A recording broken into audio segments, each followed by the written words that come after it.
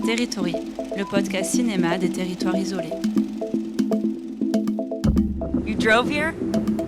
I'm sorry he stopped teaching the class. I look forward to it. hande komin holli ɓen 您这熊猫弄去。你去了那什么满洲里，你又能怎么办？ Let's go, let's go. La politique, c'est comme une discothèque. Ici, ils l'ont appelé le paradise, mais ils sont trop cons. C'est une soirée avec le diable.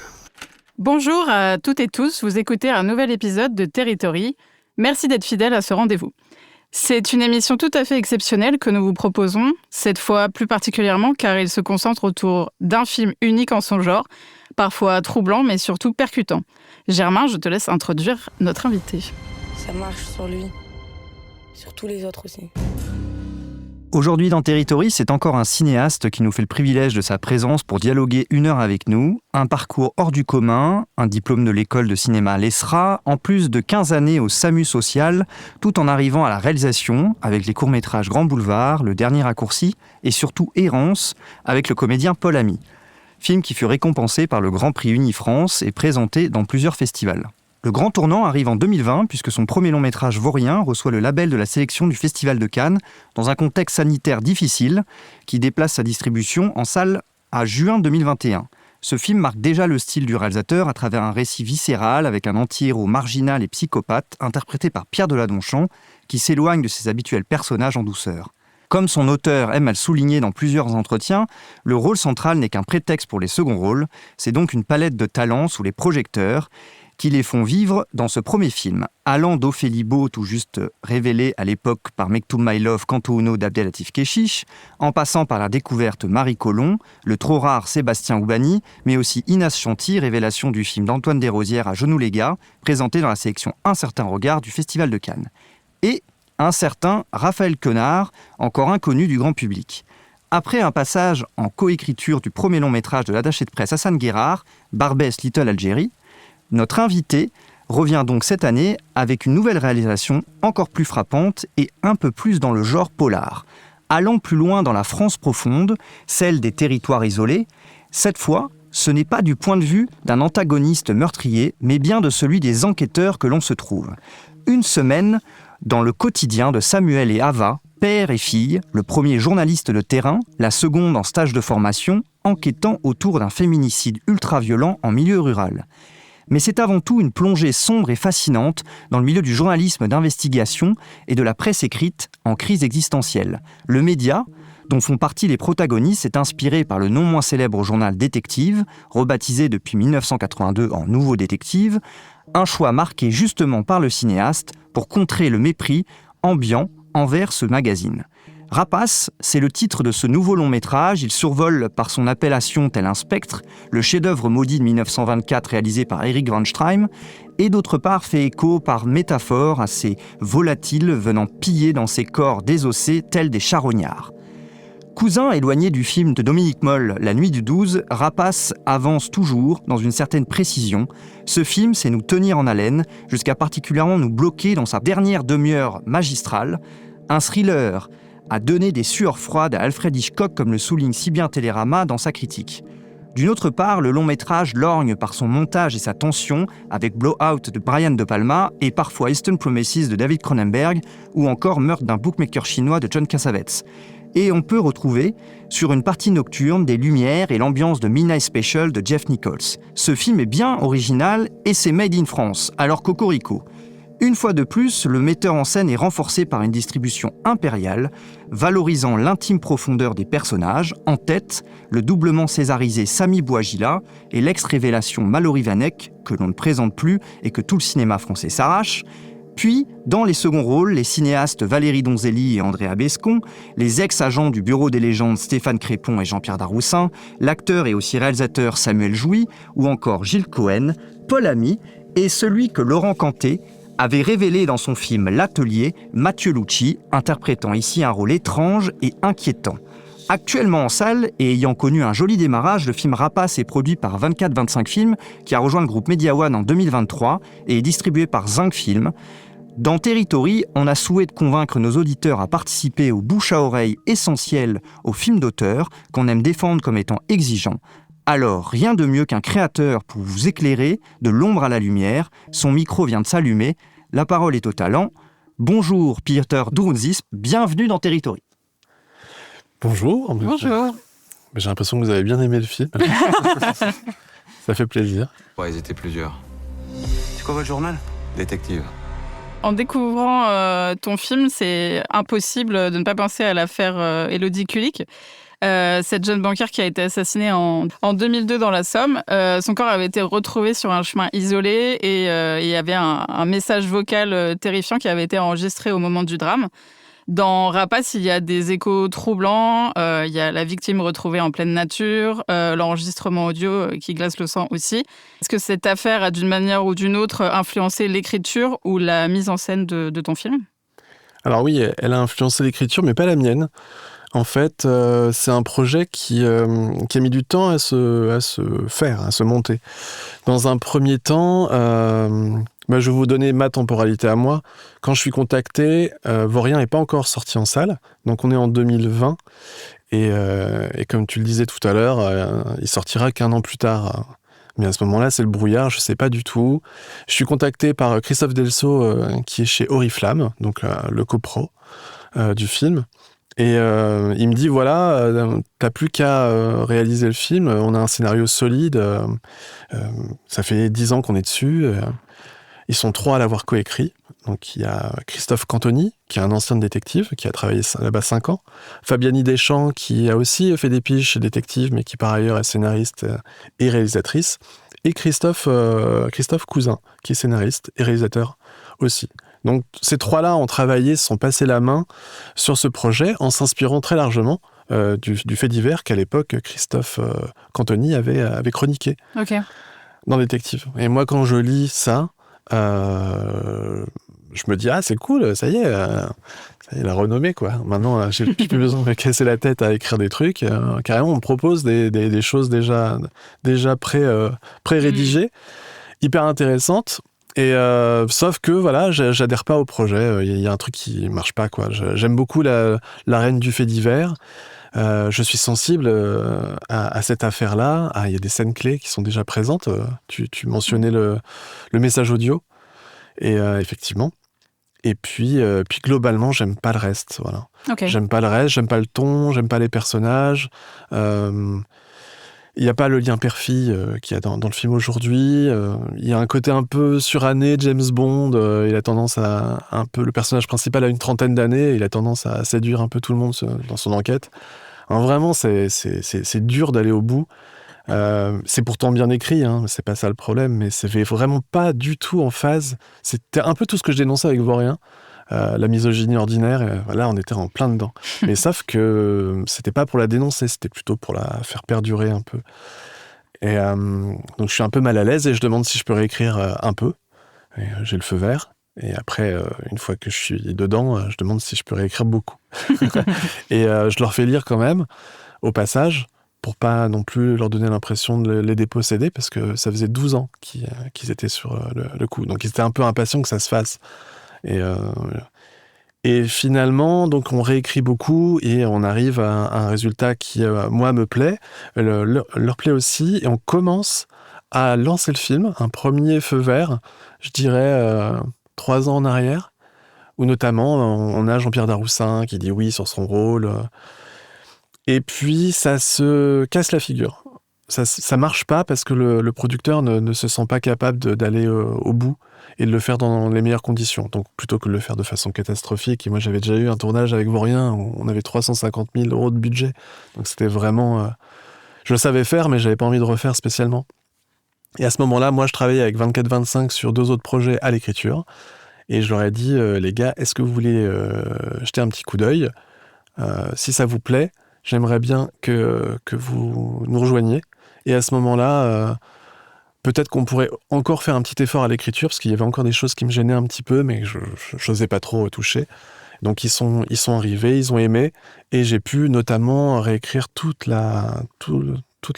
derniers 3 quarts d'heure, dont la séquence du Napoléon, qui aujourd'hui est le climax du film, qui n'était pas dans cette version avec le premier feu vert, là. Donc je suis pas mécontent que ça soit pas parti jusqu'au bout, mais c'est toujours... Moi, il y a toujours une citation de Scorsese qui m'avait marqué quand j'étais en école de cinéma, c'était « Si t'as pas les moyens de faire ton film correctement, ne le fais pas ». Et c'est vrai que pour Vaurien, j'avais pas les moyens de le faire correctement, mais aspirant cinéaste, quand on a une opportunité et on se dit « Ah, c'est pas grave, on va faire des concessions, etc. » Là, c'était l'occasion de faire mon deuxième long sans partir quand même perdant d'emblée. Donc, l'affaire Élodie Kulik, elle a inspiré directement le premier scénariste, et par la suite, ils s'en sont un peu plus écartés. Et moi, je n'ai retenu finalement que l'essence même de l'appel et quelques éléments, voilà.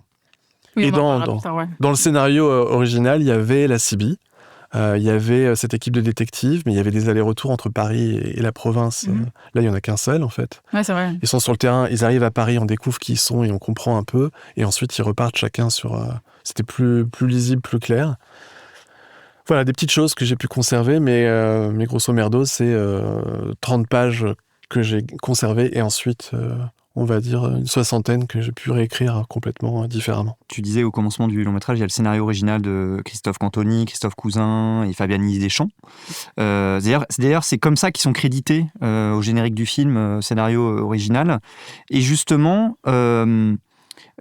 à partir du moment où tu as pu reprendre le scénario du coup par toi-même, comment eux ont pu garder d'une certaine manière leur place ? Est-ce qu'ils ont pu intervenir au moment où tu tournais le film, au montage par exemple ? Est-ce qu'ils avaient encore une place ? Pendant l'écriture, c'est vrai que moi j'y vais à tâtons, je découvre en même temps le monde des faits diversiers, le monde de la CB, donc je fais ma documentation, mes recherches tout seul. Et parfois, quand même, parce que je veux pas casser le lien avec notamment Christophe Cantoni, je vais lui demander directement t'as pas des éléments de jargon là par exemple j'ai besoin j'ai en tête que le personnage de Solveig, donc Valérie Donzelli, à un moment, elle se met elle-même dans la sauce. Je sais pas, elle se met en situation de se faire voler son sac à main elle-même. Il me dit, ah ouais, mais ça, c'est du saute dessus. Je dis, voilà, merci, c'est ça que je veux. Voilà. Ça existe, donc, quoi. Ça existe, vous l'avez fait. Ça s'appelle du saute dessus. Super, okay. Hop, je le mets, c'est parfait. C'est des phrases que je balance très tôt, où on se dit, attends, ça veut dire quoi ? Avoir du biscuit, c'est quoi ? Et c'est bien, c'est comme ça qu'il parle, et moi j'aime bien, ça nous balance in media res dans l'intrigue, et c'est cool. Donc, je gardais ce lien avec Christophe. Christophe Cousin, il a lu beaucoup de versions, il me faisait toujours des retours, et je les prenais toujours en considération jusqu'à un moment où j'ai arrêté de les prendre en considération parce qu'il fallait que j'avance. Surtout en arrachant toute une partie du dernier tiers, on va dire. Donc voilà, c'est juste, il a compris, il savait très bien. Et Fabienne Deschamps, moi, j'ai pas du tout travaillé avec elle. Donc je l'ai rencontrée pour la première fois à la Projo. Elle est venue vers moi et Fabienne Deschamps, d'accord, ok. Et donc on aurait été aux États-Unis. Ils n'auraient pas du tout été crédités tous les trois. Ils ont des executive producers. En fait, ça aurait été d'après une idée originale de Christophe Cantoni et j'aurais été le seul crédité au scénario parce que j'ai écrit 80%. En France, évidemment qu'ils sont crédités, mais alors, moi j'étais dans une autre... j'étais un peu en délicatesse avec ça parce que je voulais pas donner l'impression qu'on était 4 au Sénat, parce que c'est toujours jamais un bon signe, quoi. Ça veut dire qu'on a galéré, on sait pas, enfin voilà, c'est compliqué. Et après, je voulais que ce soit une ligne claire aussi, donc je leur ai proposé ça. Je vous crédite tous les trois pour le scénario original et tout le travail que vous avez pu faire pendant 10 à 12 ans. Et à côté de ça, moi je mets un film écrit et réalisé par. Alors que je préfère un film 2, comme ça englobe la partie auteur, mais bon.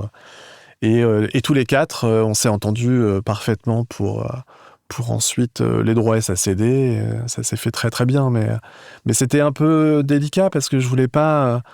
Je sais très bien qu'on tombe assez systématiquement sur... En plus, ils sont mis à 4 pour écrire cette merde. C'est un peu le truc. Donc là, non, je suis le seul coupable de ce scénario. Tel qu'il est là, il me ressemble à 100%. Je sais, pour en avoir discuté beaucoup avec Christophe, notamment Christophe Cantoni, il est en paix avec le scénario. C'est pas comme ça qu'il l'aurait imaginé, mais il l'a vu se métamorphoser. Et de toute façon, ils savent très bien que leur film ne se serait jamais fait. Voilà, c'est ça aussi, c'est qu'il y a un deuil à avoir par rapport à ça. Leur version ne se serait jamais montée, parce qu'il y a toujours une raison pour lesquelles les films ne se font pas. Et ça peut être la qualité du script, ou alors tout simplement que les financiers ne s'y retrouvent pas, ou que ça paraisse invendable ou que le ton soit complètement décalé avec... Donc voilà, c'était... C'est délicat, hein, ces questions-là. Moi, je les découvrais parce que j'écris toujours seul. Tu mentionnais Barbès Little Algérie, j'avais écrit avec Hassan Guérard, donc son premier long-métrage. Avant moi était passé Rachid Benzine, que je n'ai pas rencontré. Avant moi était passé Audrey Diwan, que je n'ai pas rencontré directement sur ce script. Donc ça, c'était ma première expérience de groupe. Et au final, j'étais qu'avec Hassan. Et Hassan, n'écrivant pas très bien le français, j'étais surtout à la dictée, quoi. Lui, il était dans l'oralité et moi, j'étais dans l'écriture. Et donc, c'était hyper plaisant. Mais là, avec 3 scénaristes, quand même, de métier, j'ai même pas imaginé un temps qu'on soit 4 autour d'une table ou on gardait ne serait-ce qu'un seul. J'avais envie d'avancer parce que c'était une entreprise de démolition du scénario original. Donc, c'est tout en essayant de conserver l'essence. Enfin, c'est particulier, quoi. Trahir, mais en même temps en restant fidèle à ce qui avait pu les motiver. Et puis, je pensais, moi, tout le temps, au spectateur. Voilà. À quoi il se raccroche? Comment il rentre dans le film? À quel moment il s'ennuie? Pourquoi il va s'ennuyer? Est-ce que c'est bien qu'il s'ennuie à ce moment-là? Oui, c'est bien. Parce que du coup, on fait connaissance. Leur vie est pas palpitante à ce moment-là. Leurs enquêtes sont pas palpitantes. Voilà, c'est ce dosage-là qui forcément, dès que je discutais avec eux, ils disaient « Ouais, c'est un peu chiant le début, c'est un peu... » Voilà, moi, c'est un truc que je voulais doser à ma façon. Et là, on est dans l'auteur complet, quoi. Il n'y a que moi qui suis censé croire en ce crafting-là, quoi. Et puis c'est nécessaire, je pense, vu la deuxième partie du film, d'avoir une petite partie ouais, en tout cas, c'est nécessaire d'avoir un point de vue qui domine complètement le film. Donc voilà, c'est ça, c'est le point de vue. Et même mes producteurs qui voulaient rajouter plus d'intrigues, plus de Samy et Mallory ensemble, moins de Jean-Pierre. Jean-Pierre, il est très sympa, Jean-Pierre Daroussin, mais bon, en même temps, son personnage, il fait pas grand-chose. Est-ce que tu veux pas que tous les personnages enquêtent sur la même affaire? Est-ce qu'ils pourraient pas se donner des coups de main, etc. En fait, tout ça, on me le souffle à l'oreille en permanence et il faut résister. Parce que je pense que quand on arrive au Napoléon, il y a une raison pour laquelle les gens sont à fond dans cette séquence, même ceux qui n'aiment pas le film, citent quand même la séquence comme un moment de surprise où ils ont fonctionné, ils étaient dedans pendant 15 minutes. Donc voilà, si je pense que si ça marche, c'est aussi parce que quand on est dans le Napoléon au tout début, on sait où est Jean-Pierre Daroussin, il est à 700 bornes de là. On sait où est Valérie Donzelli, elle est pas loin, mais elle est avec sa fille. On sait où est Stéphane Crépon, il est à Paris. Et on sait qu'ils peuvent pas nous aider. On sait parce qu'on a passé un petit peu de temps avec eux et suffisamment pour couper les liens, quoi. Et puis après, il y a la question du point de vue. On est avec Samy, on est avec Mallory, donc on est avec Samuel et Ava, et on n'est qu'avec eux. On ne voit que ce qu'ils voient, on n'entend que ce qu'ils entendent. C'est important aussi d'avoir cette rigueur-là, et c'est une rigueur qui n'était pas dans le scénario original. Donc, à un moment, ça règle les débats, quoi. C'est une façon de... Enfin, moi, c'est un point de vue que j'adore. C'était les premiers films de Polanski m'avaient beaucoup impressionné par rapport à ça. Le personnage, il se faisait assommer, hop, fade au noir. Et on revenait dans le film avec une ellipse quand il reprenait ses esprits. Bon, moi, je trouve que c'est hyper simple et hyper engageant pour le spectateur. Donc, je suis plutôt sur ce parti pris-là. Mais forcément, ça va pas forcément avec ce qu'aimerait un producteur, un peu plus d'intrigue, ce qu'aimerait un scénariste, un peu plus de détective. Voilà, c'est du dosage. Ton film aborde frontalement la question des violences faites aux femmes et on y sent une critique très vive de certains discours misogynes. Comment tu as travaillé avec ces réseaux masculinistes qu'on voit aujourd'hui de plus en plus actifs sur Internet et les réseaux sociaux, et en particulier sur les territoires isolés? Moi, c'est quelque chose qui m'intéresse depuis toujours, depuis l'essor de Soral, Ardisson qui vient de mourir, mais qui a participé aussi... à l'éclosion de personnages comme Zemmour ou Soral, à ce qu'ils puissent rentrer dans le débat public et à normaliser un peu leurs paroles. Oui, et moi j'ai vu aussi l'essor de ce discours se répandre effectivement aujourd'hui notoirement sur CNews, mais plus globalement dans les médias. J'ai vu mes parents qui sont plutôt centre-droit aujourd'hui voter à droite, voire pas loin de l'extrême droite. Papa, maman, déconnez pas si vous m'écoutez. C'est des débats toujours très houleux avec eux. Non, j'ai vu tout ça, donc j'y suis sensible. Moi, je suis de gauche, pas encarté, mais on va dire de conscience de gauche depuis toujours. Alors que j'étais en école publique, en école privée, à Paris 15e, donc vraiment qu'avec des gens de droite, dans une famille de droite qui détestait... Ça partait mal, quoi. Ouais, en fait, donc ça s'est construit comme ça, ce sont mes valeurs à moi, et c'est vrai que je les ai forcément portées en allant travailler au SAMU social de Paris, où il y avait plein de gens de droite, y compris des gens de droite qui ont fait beaucoup pour le SAMU social, bien plus que des gens de gauche, dont j'aurais pu attendre un peu plus. Donc, c'est vraiment... c'est partout. Et l'essor, là, depuis que le féminisme a explosé, de voir le masculinisme se répandre, se durcir, pas que dans la violence, mais dans le discours. Effectivement, le YouTube, les podcasts, j'écoute pas tout, mais j'en ai écouté beaucoup. Et puis, c'est assez fascinant parce qu'ils ont un argumentaire, c'est vraiment un muscle qui est travaillé, qui est chaud. Ils sont capables en débat, on se fait détruire. Moi, gauchiste, je me fais répandre en 1000 morceaux. Voilà. Moi, je donne pas mon opinion sur les choses. Je suis quelqu'un qui réfléchit, qui attend. En soirée, je donne jamais mon avis. Je suis pas comme ça. Mon seul mode d'expression, c'est les films. Et c'est pas pour faire dire aux personnages des choses que je pense, mais j'essaye plutôt de me dire comment je peux ramener des gens de droite, notoirement mes parents par exemple, à aller dans des endroits où ils n'iraient pas et à peut-être tirer des conclusions qui seraient contraires aux leurs d'instinct. Et si par exemple je prends La Nuit du 12, que j'aime beaucoup, est-ce qu'on n'entre pas dans la salle est-ce qu'on sort pas de la salle comme on y est rentré? Voilà, c'est ça. Je lis beaucoup les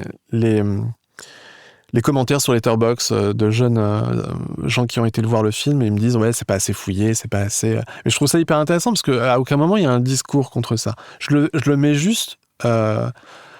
c'est là, c'est dans la vie, et donc c'est dans la vie de nos personnages comme c'est dans la nôtre aussi. Et de le mettre en contexte, c'est présent, donc aussi. Mais dans Vaurien, c'était le cas. Il n'y a pas une scène qui n'était pas sur la misogynie ordinaire, des remarques sexistes dans toutes les séquences.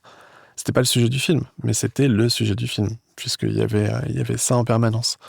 Moi, je trouve ça intéressant parce que, ayant travaillé 15 années au SAMU social, j'en ai entendu des remarques racistes, sexistes, misogynes, tout le temps, que ce soit au téléphone, que ce soit sur le terrain, que ce soit de ma part de mes collègues, les post-clopes et tout. Moi, ça m'a toujours marqué parce que je suis pas gauchiste énervé à reprendre les gens. Ils ont le droit de dire ce qu'ils veulent. Je suis pour la liberté de parole. Mais c'est vrai qu'on intériorise et au bout d'un moment, je sais pas faire autrement que de le mettre à l'écran parce que pour moi, c'est partout. Voilà, c'est là. Donc quand Mallory Wanek sort de la gare, qu'il y a une voiture qui lui tourne autour, oui, mauvais timing dans le film. Très bon timing pour le suspense, très mauvais timing parce que ça n'a rien à voir, ils n'ont rien à voir avec les tueurs du film. Mais n'est-ce pas ça, en fait Oui, c'est la réalité, en fait. Voilà, c'est l'histoire d'aujourd'hui. Exactement. Elle est dans la séquence, elle est dans le bar, elle est tranquille, il y a un mec qui vient et qui lui demande... il n'est pas spécialement odieux, il est juste un peu relou. Un peu lourd, ouais. J'ai essayé de doser ça, qu'il ne soit pas ni trop moche, ni trop jeune, ni trop vieux, ni trop bourré. C'est très juste. Et du coup, il y en a des milliers, quoi. Et... voilà, c'est pas le film, et du coup, c'est le film, parce qu'en creux, c'est de ça que ça parle. Oui, c'est ça, tu parles... Voilà, on va pas raconter l'histoire, mais le danger qui est dans le film, et tu rajoutes un autre danger qui, en fait, fait partie du quotidien. Le danger qui est dans le film, il y a un danger de cinéma sur lequel je me suis renseigné, on a regardé, oui, il y a des masculinistes, on peut le dire, hein, ça me dérange pas. Hein. Donc, il se trouve qu'au bout du bout, on s'aperçoit que c'est un groupuscule de masculins. Généralement ça va de pair avec l'extrême droite, mais ça va aussi de pair avec le survivalisme, ça va de pair avec le fait qu'il fasse de la CB, qu'il soit à la campagne, qu'il ait un 4x4. Il se trouve que dans l'affaire Élodie Kulik, c'était les tueurs, c'était des gars qui fréquentaient le même club de 4x4. Voilà. C'est bien parce que ça va avec la suite des questions qu'on a aussi. en phase avec une certaine ruralité. Moi, j'ai grandi dans un milieu de campagne, donc en plus, c'est quelque chose que je connais, en banlieue, en campagne, et toi aussi, c'est vrai que Laetitia. Très campagne. La Bretagne profonde, où il y a beaucoup de gens d'extrême droite. Et il n'y en avait pas avant. Ouais, mais ça a vachement monté. Et en fait, comme ton film est très actuel, je pense que ça va aussi avec l'époque. Et ton film parle de l'époque, même si ça se veut être un thriller, ça se veut être un film on doit voir au cinéma. Il questionne aussi des choses de l'époque. Oui, c'est important. Moi, je pense au spectateur qui n'a pas envie de se prendre une leçon de morale ou d'être critiqué en fonction de ses convictions politiques. Donc, normalement, même si t'es d'extrême droite, tu peux regarder le film et te dire « Ouais, c'est abusé ». À la fin. Ouais, complètement. On ne sait pas leur pensée profondément, on voit juste que c'est des mecs qui sont... Non, c'est ça. En plus, moi, voilà. C'est ça. Lui, il remarque que c'est un faf parce qu'il y a un signe oui, c'est ça. de white power. Ouais. On trouve leur plan, qu'on voit bien qu'il y a des éléments... Oui, on identifie les drapeaux. Les drapeaux. Donc là, on s'est appuyé sur les plans des vrais gars qui se sont fait arrêter. Enfin, c'est vraiment un travail de recherche. On n'a rien inventé. On s'est dit, est-ce qu'on met une croix gammée? Ça fait chier. Les producteurs, ils m'ont dit, ouais, non, la mets pas. Et je dis en même temps, regardez les photos qu'on a de 5... ouais, il y en avait. Il y en a un des 4 qui est tatoué, et donc lui, il a un soleil noir, donc c'est plus discret. Puis ils ont des je sais plus comment ça s'appelle, mais en gros, il y a des signaux un peu plus discrets qui pour eux sont évidents. Ouais. Donc voilà, moi, c'était plutôt ça, mais on n'a pas le temps de s'attarder. Et d'ailleurs, je donne pas de pistes. Enfin, voilà. Moi, je pense que on a des éléments suffisants dans le film pour se faire une idée de qui ils sont. De même qu'on a assez d'éléments dans la vie de tous les jours pour se dire que c'est pas complètement hors sol. Mais bon, je comprends qu'un gars d'extrême droite regarde le film et rigole en disant « Ah, bien sûr !» Ah ouais, donc le mec, il est jamais les faits divers, parce que c'est toujours des Arabes qui tuent. J'ai encore eu la remarque là ce matin, il y a des commentaires. Ouais, je suis tombé sur une vidéo qui appelle au boycott de ce film woke, et je comprends. C'est vrai ? J'ai regardé j'ai failli te l'envoyer. Elle est hardcore, mais... Elle est complètement hardcore. Mais le mec n'a pas vu le film pour moi. Non, il n'a pas vu le film. C'est impossible. Mais bon, enfin voilà. Moi, je m'attendais à ce que ce soit plus précoce que ça avant la sortie du film. Ouais. Tu t'attendais à des retours? Bah ouais, parce que ça fait quand même. Puis j'ai pas fini. Je pense que l'extrême droite, c'est quand même. Oui, c'est que le début, quoi. Ouais. Hélas. Bah si je dois faire des méchants de films, j'ai quand même plus de chances d'aller des méchants de cinéma. Hein. Ouais, moi ça me parle plus. En tout cas. Je serais une femme, aujourd'hui, j'aurais plus peur de ça que de l'immigré. Évidemment. Ouais. C'est... Évidemment, ça me ferait plus peur. Ton témoignage va dans le sens de ton expérience. Tu as fait quand même plus de 15 ans au SAMU social, donc là t'as un vrai retour. T'as un vrai retour où tu as vu tous les profils possibles et imaginables de gens complètement barrés, comme des gens en danger, comme des gens... Parce que le SAMU social voit tout. Et donc, vous êtes là la nuit. Et ce qui fait que je pense que j'ai pas d'avis particulièrement... Mais tu vois, il y a tous les cas de figure. Exactement. Voilà, tous. C'est ça. Je peux pas... Dès que tu généralises, tu fais une erreur. Je pense que dès que tu fais une généralisation, c'est forcément une idiotie. Donc je peux même pas généraliser sur ces gars de la campagne qui votent à droite parce que au fond, je les connais pas et je veux pas les incriminer. Par contre, ce qui est certain, c'est que les gars qui se sont fait arrêter avec des projets ou les projets d'eux ou qui ont été condamnés. Quand on allait fouiller leur historique, leurs idéaux, on était sur quelque chose qui était souvent facho, qui était survivaliste ou masculiniste, voire tout emmêlé, voire rien de tout ça. Suprémaciste blanc. Ouais, voilà, ou alors c'était juste du folklore. Pour eux, peut-être que ça les fait marrer que moi, gauchiste, j'en fasse... un film. Ouais. Mais c'était là, et peut-être qu'eux, ils sont pas, on va dire, à 100% là-dedans, et que c'est juste une façon de se donner un style. Mais quand même, c'est un folklore qui déjà est pas si fréquent au cinéma. Et pourtant, c'est censé être une actualité qui prend de l'ampleur. Donc, moi, mon geste politique, c'est de les mettre au cinéma. Voilà. C'est de les installer là comme un danger, voilà, ça existe. C'est pas que eux, c'est pas tout le temps eux, pas du tout, c'est pas ça le truc, mais c'est potentiellement eux Et il se trouve que là, c'était en lien avec l'affaire Élodie Kulik, ça avait du crédit, quoi. Le fait divers que tu explores, il prend place dans un milieu rural. Est-ce que cette proximité, on peut dire même cette promiscuité propre aux petites communautés, renforce la portée du drame par rapport au fait divers urbain qui est souvent dilué dans l'anonymat? Bah, tu vois, moi, j'avais fait une première erreur dans mes toutes premières versions. Samuel, donc, débarquait de Paris parce que j'avais envie d'attaquer un peu le parisianisme du truc. Il arrivait et il y avait sa dégueulée de journaliste et j'ai mis 3-4 versions avant de me rendre compte que en fait, non, ça n'intéresse personne, en fait. Il arrive, tout le monde s'en fout. C'est un féminicide, mais en fait, ça fait pas les gros titres. Quand c'est pas Delphine Jubilard qui a disparu, dont on retrouve pas le corps, en fait, vraiment, on s'en fout, puisqu'il y en a 180 par Il y en a tous les jours, ouais. Et donc, du coup, c'est pas vrai qu'ils fassent les gros titres tout le temps. Donc là, c'est une jeune fille qui est disparue. Elle rentrait à vélo, elle est partie du Burger King où elle travaille, et elle est jamais arrivée. Voilà. Donc, il se pointe, il y a 15 pèlerins qui sont là, qui font le pied de grue devant le Burger King. Il reconnaît une journaliste. On se rend compte qu'ils sont en train de déconner sur le mot féminicide d'emblée. Il dit, putain, encore un féminicide, t'es abonné. Et il se marre.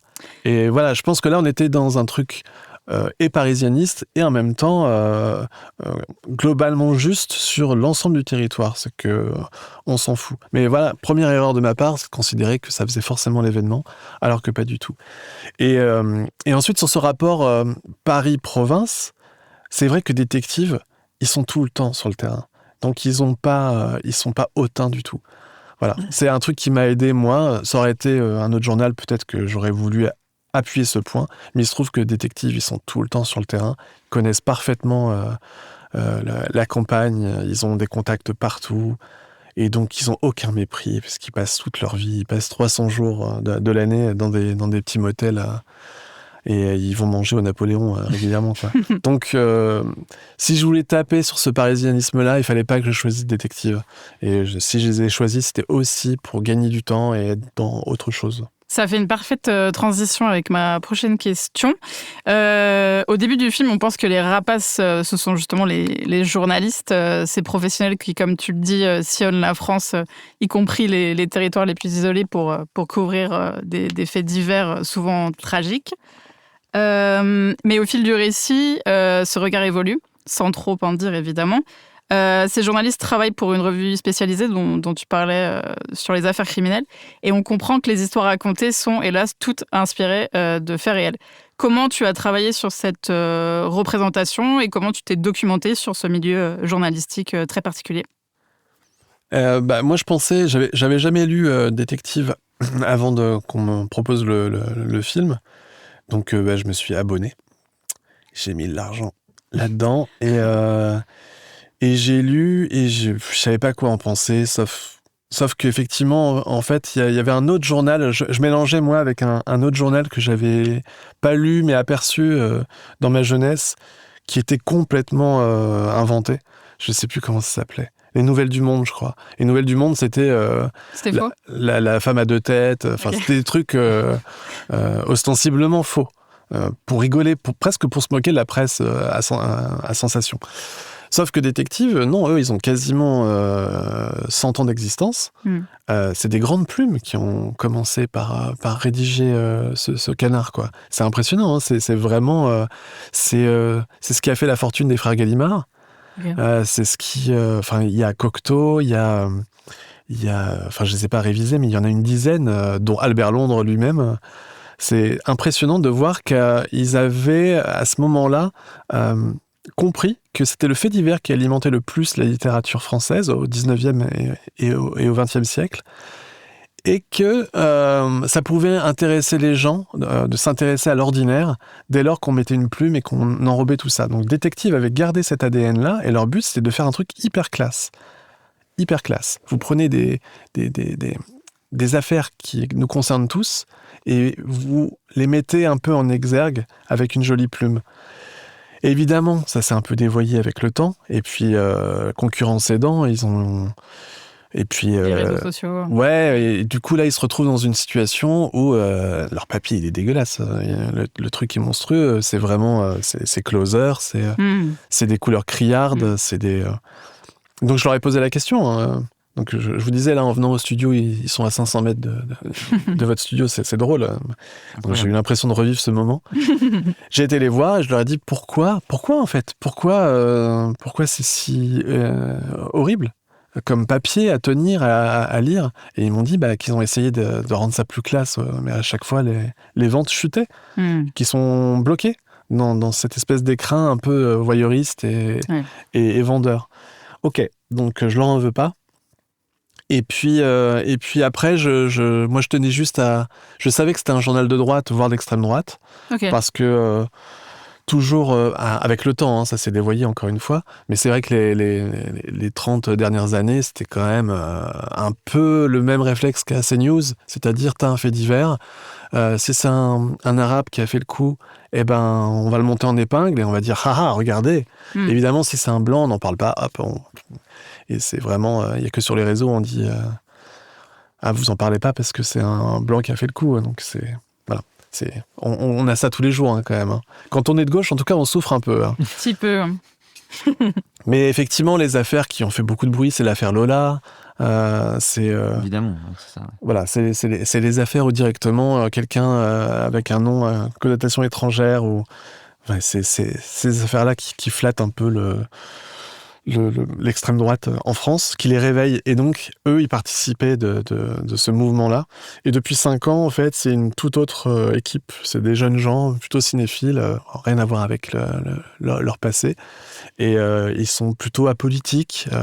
On va dire ils ont une conscience de gauche, mais je parlerai pas pour eux. Mais voilà, donc tout ça a fait que j'étais tranquille avec ça.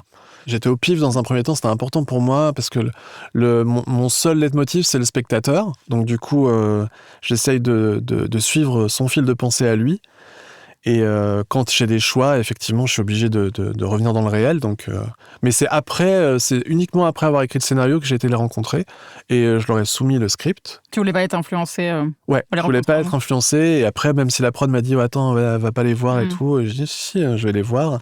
La prod voulait pas qu'on utilise le nom. Le nom, ouais. Ils étaient pas à l'aise du tout. Et moi, je dis ça a pas de sens. En fait, c'est les seuls à faire du fait divers en Europe, donc voire dans le monde, parce que eux, ils savent pas dans le monde, mais en tout cas, ils savent qu'en Europe, c'est les seuls à faire que du fait divers. C'est bizarre, non? C'était Alerte. Ça s'appelait Alerte dans la première version que j'avais lue. Et du coup, je comprenais pas, quoi. Donc, du coup, détective. Donc, je l'ai pas appelé le nouveau détective parce que c'est pas directement eux, mais c'était une version alternative cinématographique du journal. On va parler un petit peu de régionalité, puisqu'on a évoqué un peu la part rurale. Ton film a été financé par la région Auvergne-Rhône-Alpes. On en parlait juste avant de rentrer dans le studio. Mais il a été aussi tourné dans les Hauts-de-France et puis un peu à Paris. Les lieux de tournage reculés et presque coupés du monde étaient, pour toi, j'imagine pour la production aussi, déjà un choix purement esthétique, narratif ou plutôt pratique? Comment t'as approché cette phase-là? Dans un premier temps, je sais pas par où commencer, parce que moi, par exemple, sur Vaurien, c'était 24 jours de tournage à Limoges. Voilà, moi, c'était les repérages, je m'en souviens très bien, j'étais parti avec ma compagne, et on a fait les repérages tous les deux. Hein. Je peux vous dire le niveau de préparation qu'on avait, mais en 3 jours, on avait trouvé 80% de ce qu'il nous fallait. Et on n'était pas peu fiers d'avoir fait ça à 2. Mais là, j'avais des repéreurs. Alors, un métier formidable que je ne connaissais pas. Oui. Et donc, du coup, on pouvait envoyer des repéreurs. Donc, on en a envoyé un premier en région Hauts-de-France. La prod était persuadée qu'on aurait la région. Et donc, du coup, feu vert, il y va. Il a travaillé juste avant pour L'Amour Ouf. Il a déjà des lieux en tête. Alexandre Billon, il s'appelle. Et il fait un bon boulot, quoi. Il nous envoie plein de trucs qui peuvent correspondre au scénario. Donc, sur photo, on regarde. Quand ça nous plaît, quand ça nous intrigue. Et quand ça nous plaît pas, on lui dit, on lui fait les retours. Et à un moment, il faut que j'y aille, juste pour vérifier. Donc, on part, le chef opérateur, le chef décorateur, le premier assistant et moi. Et on se fait une petite virée et on va les voir et on voit si ça correspond ou pas aux séquences. Et on trouve notamment le Napoléon entre Saint-Omer et la côte. Et on trouve effectivement dans les Hauts-de-France plein de choses. Vraiment, je dirais 60-70%. Et à ce moment-là, il n'est pas question qu'on tente ailleurs. Il se trouve qu'on n'a pas la région. Mais on avait tenté Auvergne-Rhône-Alpes. Comme ça, on avait tenté. Ça se fait souvent. Ils tentent plusieurs régions. Et heureusement, parce que quand on n'a pas les Hauts-de-France, on a Auvergne-Rhône-Alpes. Mais du coup, se pose la question de tous les repérages qu'on a pu faire dans les Hauts-de-France. Et il faut tout refaire. La production nous dit il faut tout refaire. Tous les lieux que vous avez, en fait, ils sont pas du tout...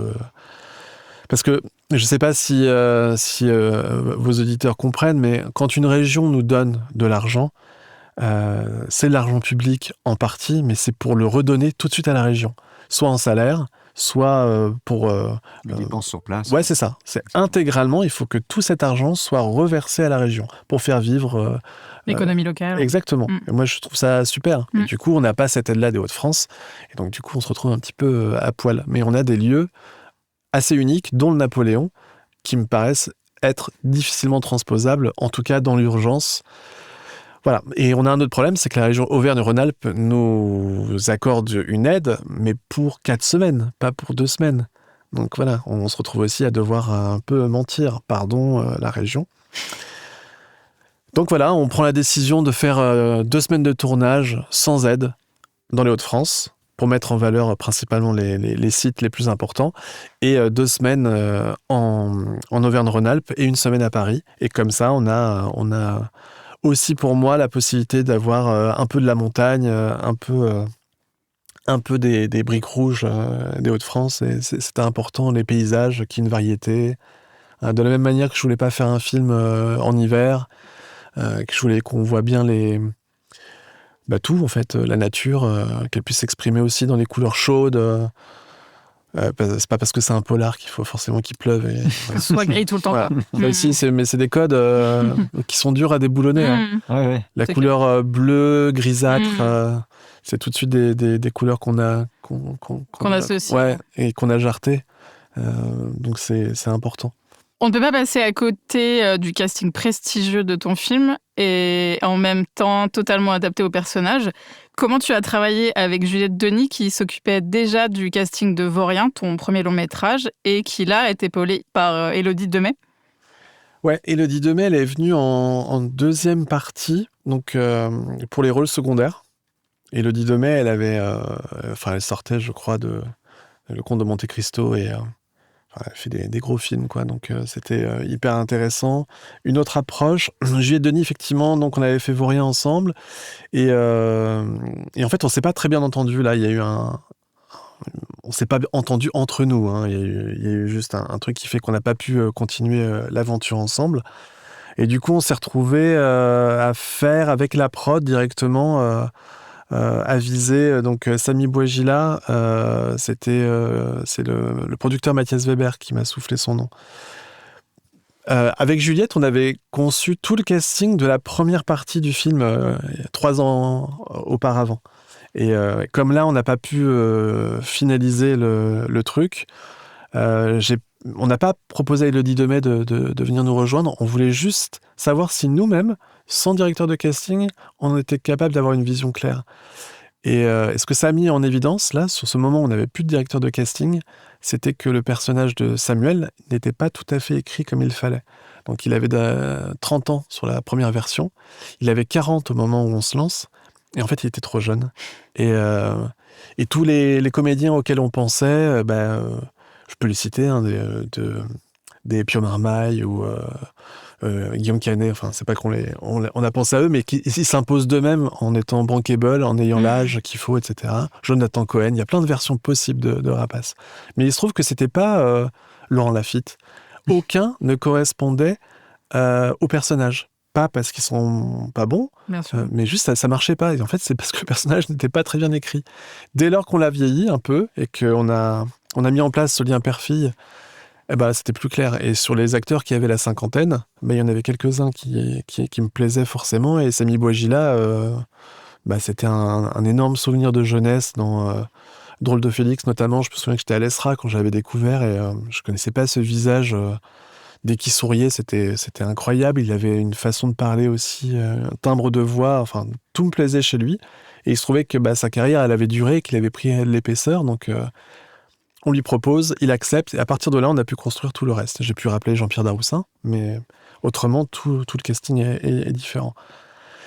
Et le 10 mai, du coup, moi, j'avais déjà en tête les comédiens pour tous les rôles, hein. Mais donc c'est juste, mais c'était pareil sur Vaurien. En fait, j'ai une petite fiche. Dès que je vois un comédien qui me plaît dans un film, je prends son nom et je m'en sers à l'écriture. Ça m'aide beaucoup.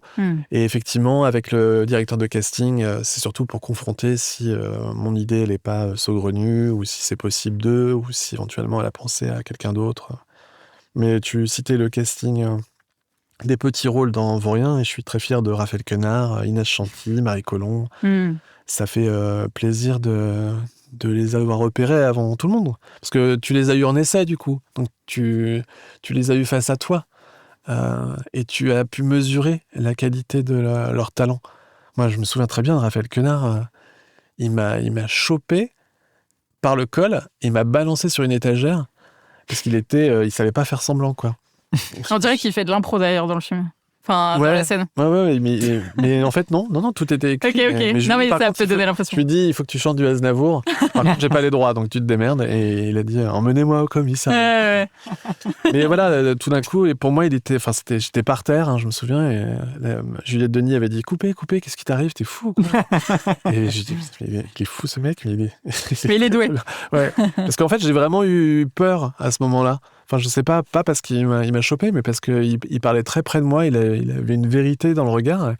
C'était très fort. Et de la même manière, je me souviens quand, pour Ophélie-Beau, quand j'avais pu caster Ophélie-Beau, j'ai casté aussi d'autres jeunes femmes qui étaient super. Et j'avais vu, normalement on le dit pas, mais moi je pense que ça peut. J'avais vu Lina Koudry, j'avais vu Souela Yacoub, j'avais vu des comédiennes formidables qui m'avaient beaucoup impressionné. Il se trouve qu'elle n'était pas le personnage et qu'elle marchait pas forcément toujours avec Pierre Deladonchamp, mais hyper impressionné par Lina Koudry. Je l'ai face à moi, je lui donne la réplique, je me dis, elle est trop forte, elle est trop balèze.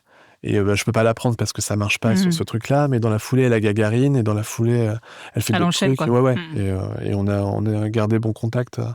Donc pas de frustration, mais c'est vrai que les seconds rôles, moi j'y tiens beaucoup, parce que c'est une façon aussi de respirer pour donc Mathieu Lucci, là, qui est super. Qui est incroyable. Moi, je voulais faire un cours avec lui, on n'a pas pu. Et là, je lui dis, tu viens, t'as 3 répliques. Mais les gens vont te remarquer, mais il savait pas, en fait. Il savait pas du tout. Il l'a fait presque par amitié, mais... il a une vraie présence. Au final, il regrette pas, il est très content. C'est compliqué d'emmener quelqu'un sur un second rôle, Bien surtout sûr. quand tu sais qu'ils ont le talent et l'envergure pour faire des plus gros. Ouais. Puis il arrive tard dans le film, en plus. Ouais. Donc, il y a toute cette Sébastien partie-là. Aubani, c'est un garçon que j'adore, et là, il joue un des 4 mascus, juste parce que je lui ai dit, voilà, tu ressembles pas du tout à un mascu, tel qu'on pourrait s'imaginer, c'est bien parce que vous ressemblez pas entre vous, les 4. Vous êtes complètement ordinaire et banal, donc du coup, il faut que... Il fallait qu'il soit ordinaire et banal. Ouais, c'est ça. Ouais. Et non, c'est intéressant de les avoir. Ils sont surcastés, pour moi. Mais bon, c'est pas non plus Gilles Lelouch et Guillaume Canet, donc ça va. Pour le spectateur, c'est pas gênant. Mais oui, moi, c'est Pour quand toi, même... oui. Ouais, je vois que c'est Mathieu Lucci. Bien sûr. Il est très, très fort, normalement. Donc, il me fait flipper dans le film. C'est celui qui me fait le plus peur, Mathieu Lucci. Parce qu'il fait rien. Mais il est Juste, flippant. il regarde Mallory Wanek, il a un regard apathique, et il me fait juste peur par son regard. En fait, il ne fait rien. Très impressionnant aussi de voir que de tout ce qu'il pouvait faire, il a choisi de ne rien faire, et c'était d'autant plus flippant. Ouais. Et le choix de Mallory, justement, tu as parlé beaucoup des garçons, entre autres. Le choix de Mallory C'était au beaucoup casting. plus simple. D'accord. Dès lors que tu as Samy, après, moi je l'avais effectivement vu dans Les Pires, je l'avais adoré. Se poser juste la question de son âge, parce qu'elle avait 17 ans. Et donc on se retrouvait dans un truc un peu délicat où donc, ayant 17 ans, elle n'a pas le droit de tourner après minuit. On avait pas mal de séquences de nuit. Donc ça voulait dire qu'on tournait en été, donc on avait le soleil se couchait à 22h30. On avait 1h30 de nuit, donc il fallait vraiment y aller, quoi. Et on voulait être dans les clous, hein, on voulait respecter la loi quand même, c'était important. Et à côté de ça, j'ai Sami Bouajila qui, lui, il avait plus son permis depuis 5 ans. Donc forcément, il y a beaucoup de séquences en voiture. C'était un peu... Ouais, il y a beaucoup de scènes. Malgré tout ça, on l'a fait et je suis content. Il y a une petite astuce, c'est que les 2 derniers jours de tournage, c'était tournage en studio. Et donc, il y a par exemple la séquence de poursuite qu'il y a vers la fin du film. Sur l'autoroute, ouais. C'est beaucoup Mallory avec un chauffeur, un pilote de précision à côté, qui ressemble pas du tout à Sami Bouajila. Sami en studio avec Mallory, où ils font semblant de ouf d'avoir peur. Et enfin, c'était vraiment gag à tourner, mais tu te dis, putain, la magie du montage. Parce que vraiment, ça se voit pas. Et puis, et de face, Sami avec quelqu'un qui n'était pas Mallory à côté, qui était la doublure, parce qu'elle n'était plus là, parce que c'était la nuit. Voilà. Ah ouais, d'accord. Mais ça marche, donc tant mieux. Et Ça marche justement, très bien. tu parles de technique, de notre point de vue, il y a un vrai travail sur la photographie qui est très axé, alors surtout sur les séquences nocturnes, qui sont peu éclairées et beaucoup en extérieur. Ça va beaucoup vers les verts, les bleus. Enfin, il y a une couleur justement qui est intéressante dans la lignée d'œuvres sombres, évidemment, employant souvent un peu les codes quand même des films noirs. Alors, il y a un truc assez intéressant, c'est que sur ton premier film, tu avais collaboré avec Jean-Marc Fabre, qui est un grand chef opérateur français, mais avec qui tu avais opté sur une image qui est plutôt naturaliste, quand on regarde le film. Et pour Rapace, dont l'esthétique visuelle est un peu plus poussée, c'est avec Victor Seguin. D'ailleurs, ce dernier avait officié à la mise en lumière de À plein temps d'Éric Grevel, je ne sais pas si tu l'as vu, qui est un film assez sous tension aussi. C'est pas du tout le même genre de film, mais quand même. Gagarine aussi, qui était. Et il a fait Gagarine, marqué, et très marqué visuellement, mais j'ai pris exprès volontairement À plein temps parce que c'est un film sous tension. Enfin, il y avait c'est un film dans la vitesse aussi. Enfin, on monte au fur et à mesure dans l'avancée de l'histoire.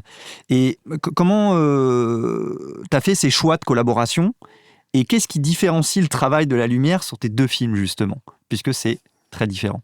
Non, mais tu l'as dit, Vaurien, c'était très naturaliste. On avait... moi, j'étais vers Jean-Marc parce que c'était le plus expérimenté. De tous les chefs opérateurs que j'avais rencontrés à ce moment-là, à chaque fois que je posais une question, là où tous les autres me disaient « Ouais, t'inquiète, on va y arriver », Jean-Marc me disait ça, c'est mal barré. ça, on va pas y arriver. Je me suis dit, ah putain, mais c'est fou, le mec, il me rassure pas du tout. Donc, c'est bon, vraiment que c'est bien.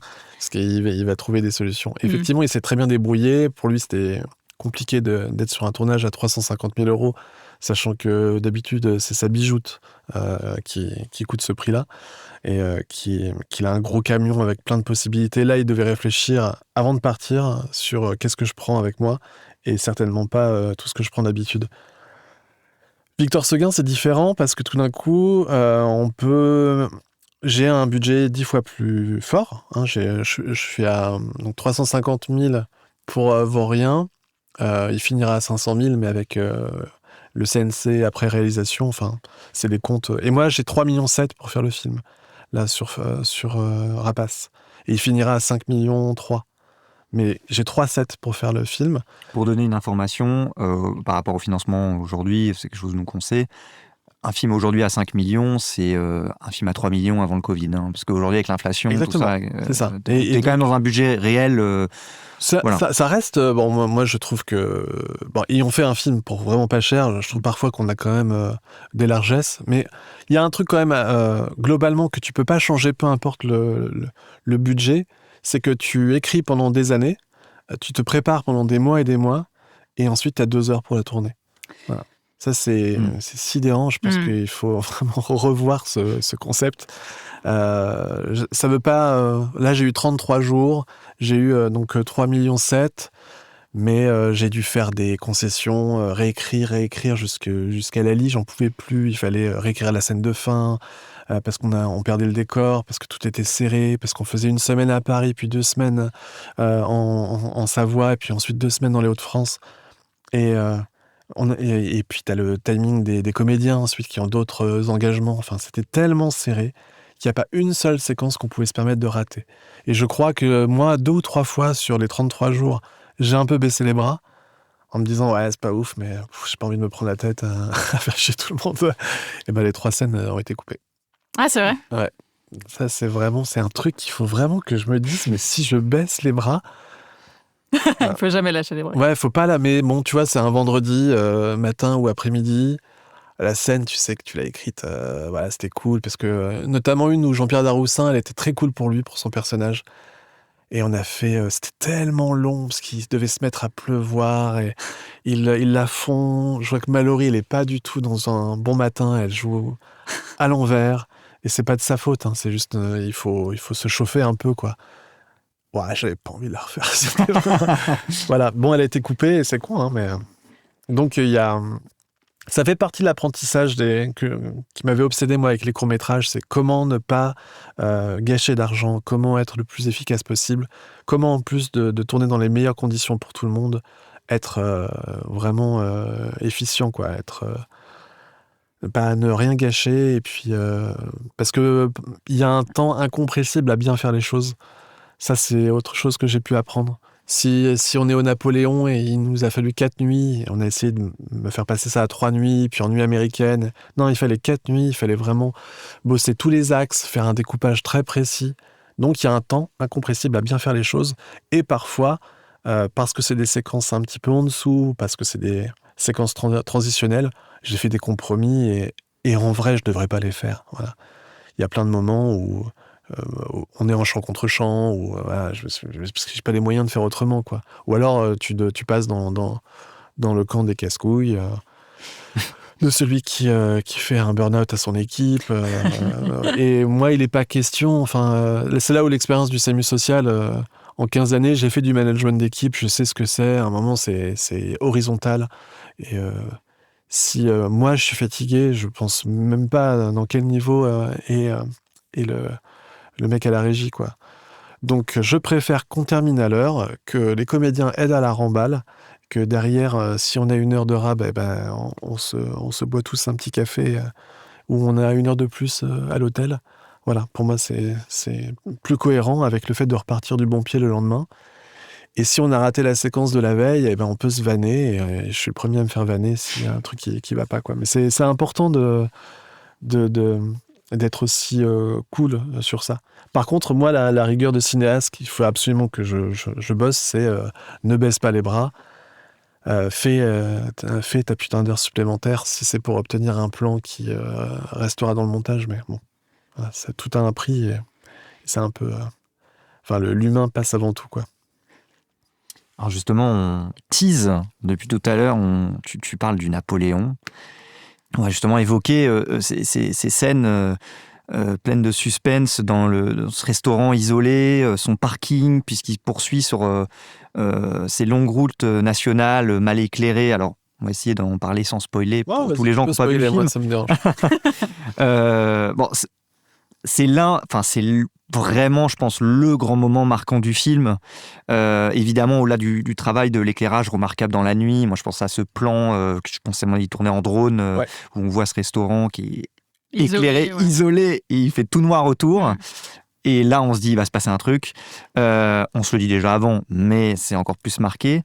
Il y a aussi une place particulière à la musique d'Amin Bouafa, immense compositeur dont nous, on a adoré le score de Ni chaîne ni maître de Simon Mouteirou, qui est une musique magnifique. La musique du film aussi est très, très bien aussi, mais c'est tout un autre genre. Un peu cousine d'ailleurs de Ni chaîne ni maître. Il y a des choses Il y a des similitudes. Et d'ailleurs, en fait, je me disais pendant le film, je me disais, mais je connais. Et puis en fait, j'avais pas fait gaffe au générique début, puis j'ai revu le nom, et j'ai dit, ah mais oui, bien sûr. Il y a un des tout derniers morceaux de Ni chaîne ni maître qu'il a pu reprendre pour la sortie du Napoléon notamment. D'accord. C'est un même mouvement en fait qu'on a décidé de reprendre. On reconnaît effectivement des sonorités instrumentales. Oui, j'ai demandé la permission à Simon Mouteirou. Non mais je pense qu'Amine, il était dans un il était dans un mouvement, il avait envie de pousser un peu plus loin les violons notamment. Surtout à ce moment où ça sort, et entre autres, on va pouvoir en reparler, mais c'est accompagné beaucoup évidemment par la justesse du montage qui est assuré par Jean-Christophe Bouzy. Moi j'ai envie de le citer parce que Jean-Christophe Bouzy, c'est quand même le monteur de la Palme d'Or Titane. Il a aussi collaboré et c'est intéressant parce qu'il a collaboré sur d'autres films noirs. Alors moi je voudrais évoquer comme un film qui est très sous-coté, qui s'appelle Des crépitements sous les néons du duo FGKO. Je ne sais pas si tu as vu ce film-là. Ouais, tout à fait. Qui est très intéressant en termes de montage. Et plus récemment, il a fait Stranger Eyes du cinéaste singapourien Suwa Yeo, qui est actuellement d'ailleurs au cinéma. On sent une importance d'être bien entouré avec des collaborateurs solides. justement. On a parlé de Victor Seguin, il y a Amine Bouafa et Jean-Christophe Bouzy. Du coup, moi, j'ai un tout petit questionnaire qui est un peu en bloc. Comment cette scène, justement, alors je dis cette scène, ces scènes, mais c'est un peu ça fait un bloc dans le film. Ouais. Toute cette partie, justement, a été abordée déjà à l'écriture, parce que tu as parlé que c'était quelque chose que toi t'avais apporté, puis à la mise en scène. Et pourquoi avoir choisi un lieu aussi reculé pour y installer l'action?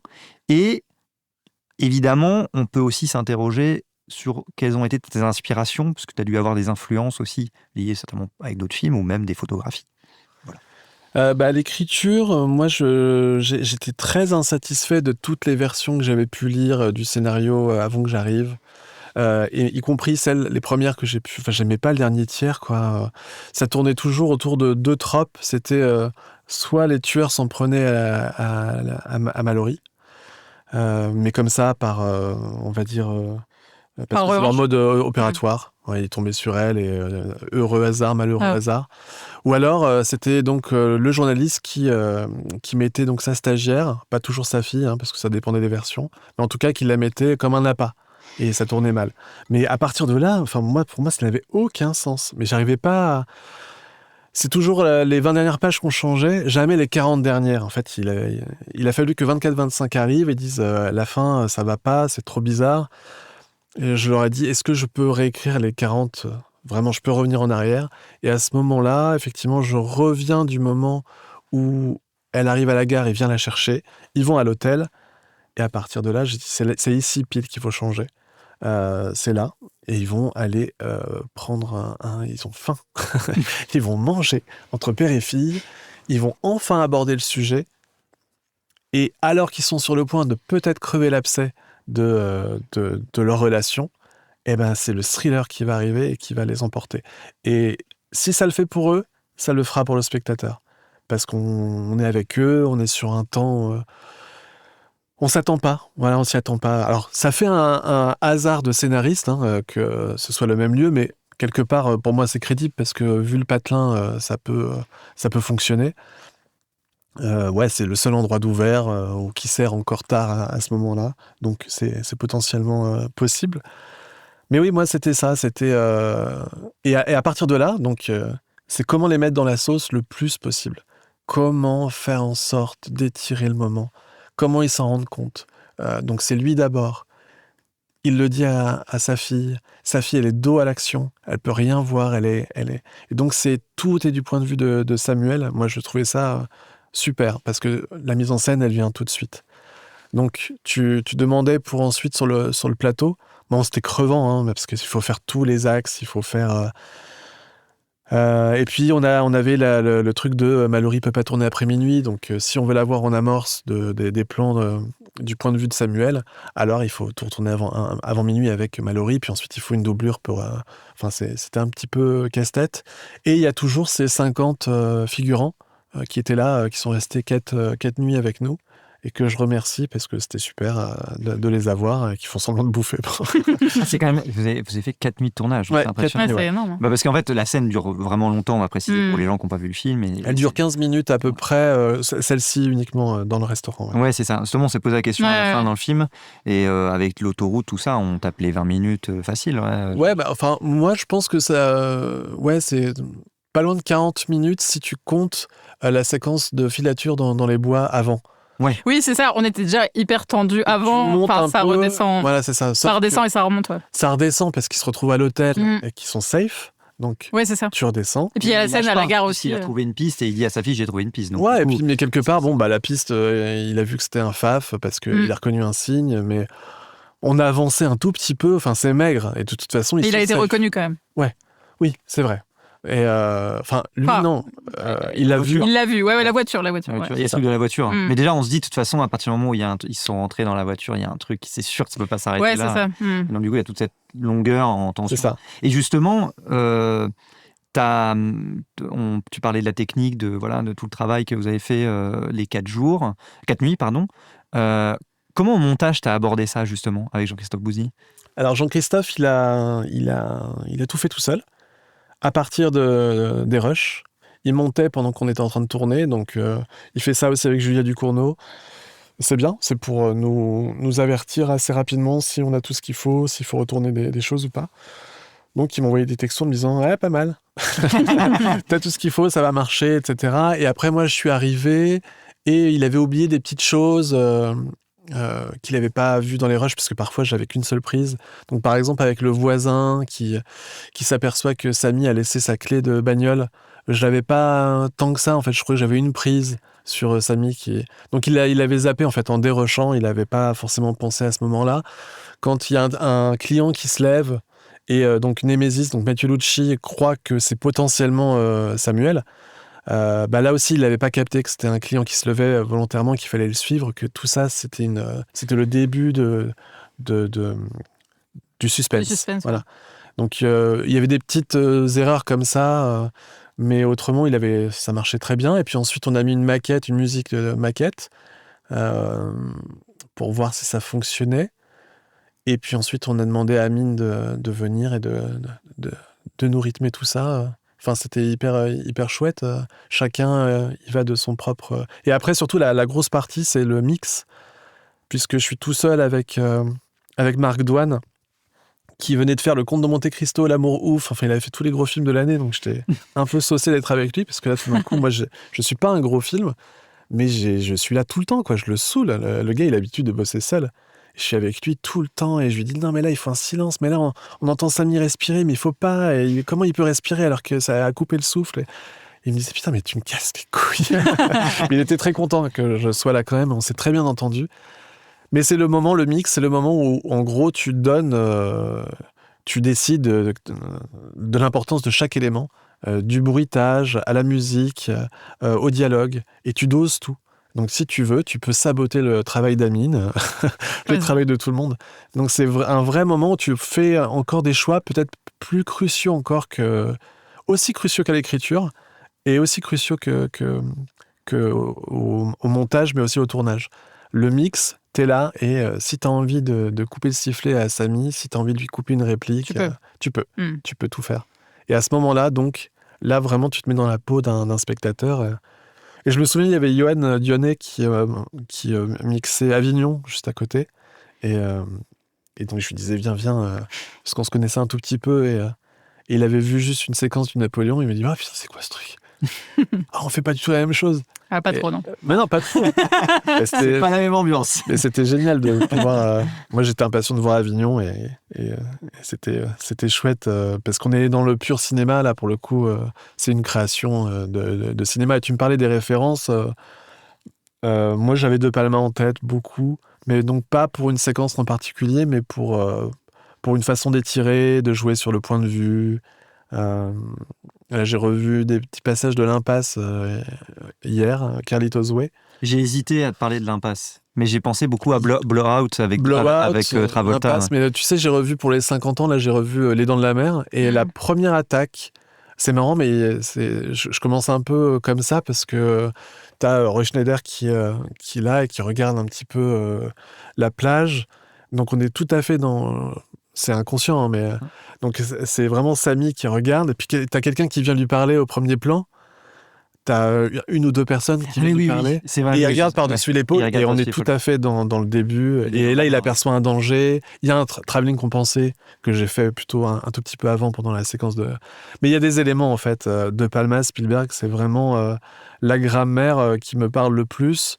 Qu'on pense, nous, Français, inaccessible, mais qui est là, en fait, c'est juste possible. Je pense que ce serait idiot de vouloir faire tout un film comme ça. Ça serait singé de trop. Mais moi, ce qui me plaisait, c'était qu'on avait un film très franchouillard, très simple, qui part complètement de la vie ordinaire, avec des personnages dans des situations complètement de tous les jours. Et ils glissent d'eux-mêmes vers le thriller, ils tombent dedans comme le spectateur tombe aussi. Moi, je trouvais ça intéressant d'avoir ce...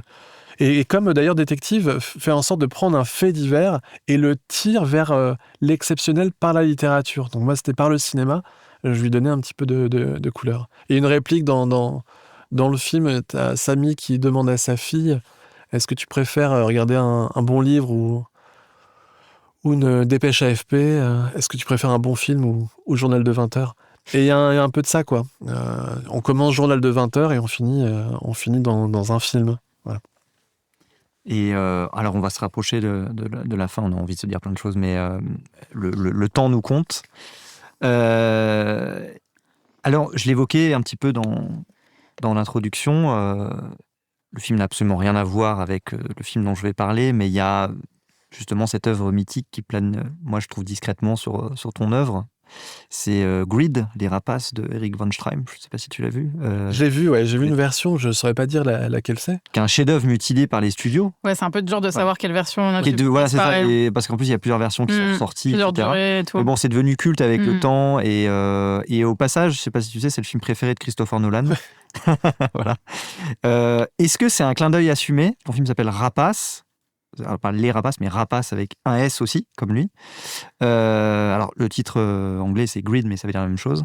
Et est-ce qu'il y a un clin d'œil assumé ou pas du tout ? Et est-ce que quelque part, si c'était un clin d'œil, ça pourrait rendre justice à un cinéaste sacrifié par le système et ayant parce qu'il a quasiment le même titre que ton film ? Moi, je connais pas très bien le cinéaste. J'ai vu le film, mais c'était il y a longtemps dans une version. Je ne saurais pas dire si c'était la bonne ou une tronquée. C'est compliqué. Moi, j'attends qu'il y ait une version restaurée, quelque chose. Enfin, je suis un passionné de Blu-ray et j'adore les films en version restaurée. Je les achète à l'aveugle sans les avoir vus auparavant, parce que c'est une bonne façon de les découvrir. Non, le titre, il s'appelait déjà Rapaces quand je suis arrivé. Il était aussi bien donc ces journalistes d'investigation, de faits divers qui sont là à chercher le scoop, que les tueurs. Mais moi, je pense avoir rajouté une troisième notion qui est globalement les hommes en général. Voilà. N'importe quel homme est potentiellement un rapace. Et c'était déjà aussi dans Vaurien. C'était pas que mon personnage principal, c'était tous. C'était vraiment le all man, quoi. De ma position, c'est pas évident, mais moi, je suis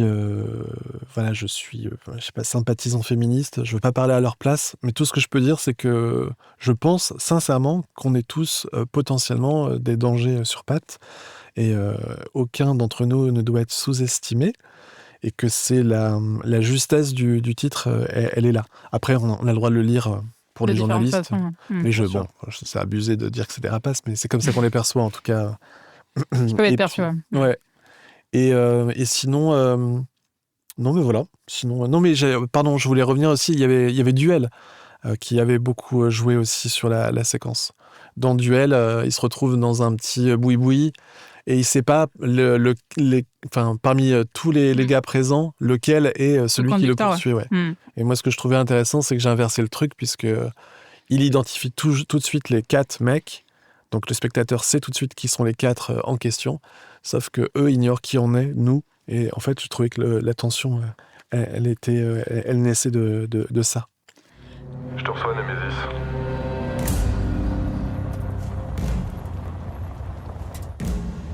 Tu nous as beaucoup parlé de ta cinéphilie, et nous, on a une tradition avec nos invités dans Territory, c'est d'interroger sur les films qui t'ont marqué, les films qui t'ont inspiré dans ton travail, ou ce qui nous concerne, des films de territoire isolé qui t'ont marqué.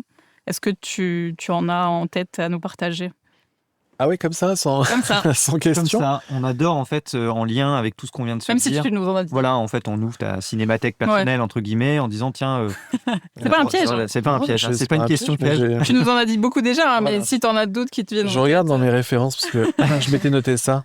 J'avais mis Chinatown de Polanski pour l'enquête. Ouais. J'avais mis Indiana Jones, c'est la dernière croisade, parce que c'est le film préféré de Victor Seguin. Et que le lien père-fils qui est dans le film était pas inintéressant pour nous. J'avais mis Duel, j'avais mis Les Hommes du Président, j'avais mis Les Ripoux. Ah, ok. Ouais, j'avais un gros fan de ce film-là, pour la première partie. Dédicace avec Claude Didi. Exactement. Il y avait Zodiac, il y avait Seven, mais bon, c'est lourd comme reste. Zodiac, c'est intéressant parce que la photographie... Ouais, non, tu peux pas ne pas y penser, ouais. Sur le rapport de la nuit, justement. On est en numérique, on est en basse luminosité, on a envie que le spectateur ait l'impression qu'il est vraiment dans la forêt et qu'on n'y voit sensiblement rien, mais c'est important parce que pas de nuit américaine, pas de projo, donc tu te retrouves vraiment à deviner les choses, quoi. Donc Je crois que c'est un des derniers films de Haris Savides, qui est un immense directeur de photographie, qui faisait les films de Sofia Coppola aussi. Et justement, maintenant que tu en parles, j'y pensais justement dans les scènes de nuit. Et je sais pas, je l'évoquais dans mon introduction, je sais pas si tu as vu Midnight Special de Jeff Nichols. Ouais, bien sûr, je l'ai vu. Ouais. Je sais pas si ça a été une inspiration, parce que je trouvais que les nuits avaient des similitudes. Je sais pas si pour tu vois dans le film, Victor, il adore il adore les flares, il adore le vert aussi. Alors moi, je ne serais jamais allé sur le vert. Non, et surtout jouer dans le noir, c'est-à-dire éclairer dans le noir, c'est ce que fait beaucoup Tom Ford, qui est l'ancien chef-op de Clint Eastwood, et qui est Tom Stern, pardon, pas Tom Ford. Oui, j'étais là, bon. Le metteur en scène, qui est styliste aussi, mais qui est cinéaste aussi, qui utilise le clair-obscur. Mais Tom Stern, qui est l'ancien chef-op de Clint Eastwood, qui a fait quelques films en France d'ailleurs, et qui lui, en fait, cherche le noir, c'est-à-dire l'obscur, et j'avais l'impression que le travail de Victor Seguin s'était concentré beaucoup autour de ça, entre autres par rapport à ces plans où il y a énormément, en fait, tout peut arriver en fait de tous les côtés, parce qu'il y a juste des entrées de lumière à certains moments. C'est vrai, mais moi je l'ai beaucoup saoulé parce que je voulais vraiment des noirs. Et même à l'étalo, on s'est encore bagarré pas mal. Alors on a fait une version vidéo pour quand il sortira sur Netflix, et puis ensuite quand il sera diffusé en DVD, il faut 2 versions, une pour la salle et une pour les tablettes et plus tard, parce qu'il aurait une deuxième vie, et c'est plus clair dans ce qu'on a fait pour la vidéo, pour sa deuxième vie, enfin pour la suite, quoi. Pour l'éternité, quoi, malheureusement. Donc il n'y a qu'au cinéma où il est vraiment sur ma vision à moi, très noir. Comme tu l'as voulu, quoi. Exactement. Et après, j'entends, de toute façon les gens ils le regardent ils peuvent regarder dans le métro, tu peux pas maîtriser ça. Mais effectivement, et pour répondre à ta question, j'avais Mississippi Burning qui m'avait beaucoup inspiré, moi, d'Alan Parker. No Country for All Men sur la dilatation, Asbestas que j'avais adoré, Blowout, et voilà. Et après je mets Les Patriotes, parce que je mets toujours Les Patriotes dans mes rêves, parce que c'est d'Éric Rochon. Ouais, qui est c'est une façon de tourner. Le gars, c'est pas 42 jours, c'est 42 semaines de tournage. Ah oui, mais ils sont sur longtemps. Et alors c'est marrant, tu cites beaucoup de films en 35 mm, mais t'as tourné en numérique. C'est un choix le numérique ou c'était ouais, si, allons-y. Gaiement sur le numérique, moi j'ai pas de problème avec ça. Il était ouvert, Victor, à pouvoir éventuellement, il est capable de faire les deux. Ouais, moi j'ai pas de nostalgie particulièrement. Et puis tu peux rajouter du grain, tu peux quand même travailler. Ouais, je sais pas, j'ai souvenir de mon école de cinéma, on n'était pas encore complètement passé en numérique, mais non, ça me manque pas, parce que les magasins de 10 minutes, c'était... ouais, non, je suis content là de pouvoir faire des longues prises si on a envie. Très bien. Bon, voilà, c'est la fin de notre épisode. Rapace de Peter Dounzis est en salle depuis le 2 juillet 2025. On vous le dira jamais assez, allez-y dès que possible. D'ailleurs, on remercie par ailleurs la distribution du film Zinc Film, je pense que c'est important de citer les distributeurs, ainsi que les relations presse, Tony Arnoux et Pablo Garcia Fons, parce qu'on ne cite jamais assez ceux qui font le travail primordial dans l'ombre. Ça aussi, c'est très important. Voilà, merci encore une fois d'avoir accepté cette invitation, Peter, et tout le meilleur pour la vie de Rapace en salle, et puis après, mais d'abord en salle, parce que c'est bien quand ça dure. Bah oui.